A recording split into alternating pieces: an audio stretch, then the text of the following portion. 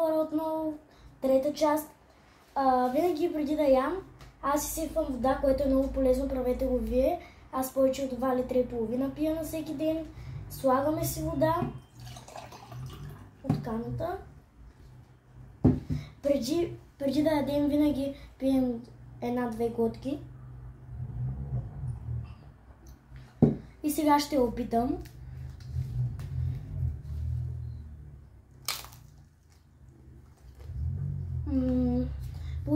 Получила се е добре. Лутерицата малко не ми учива. Да, хубава е. Опитайте се да направите тази питка.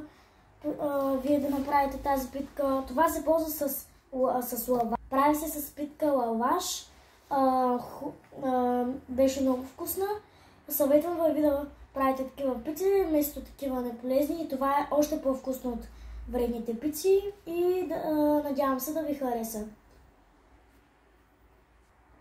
Довиждане до нови срещи. Ако ви е харесало клипчето, натиснете лайк и се абонирате.